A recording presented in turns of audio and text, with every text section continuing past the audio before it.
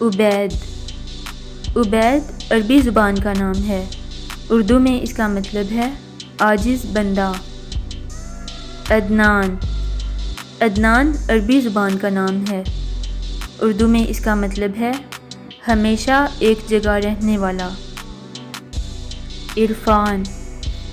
عرفان عربی زبان کا نام ہے. اردو میں اس کا مطلب ہے معرفت، پہچان. عقیل. عقیل عربی زبان کا نام ہے. اردو میں اس کا مطلب ہے عقل مند، دانا. علی. علی عربی زبان کا نام ہے. اردو میں اس کا مطلب ہے بلند و برتر. عمار. عمار عربی زبان کا نام ہے. اردو میں اس کا مطلب ہے آباد کرنے والا، عمدہ، تعریف کرنے والا. عبادہ. عبادہ عربی زبان کا نام ہے. اردو میں اس کا مطلب ہے بندگی، پرستش، فرما برداری. عاطر. عاطر عربی زبان کا نام ہے. اردو میں اس کا مطلب ہے خوشبودار، نفیس، پاکیزہ. ایاز. ایاز عربی زبان کا نام ہے. اردو میں اس کا مطلب ہے پناہ لینا. اون. اون عربی زبان کا نام ہے. اردو میں اس کا مطلب ہے مدد، تعاون.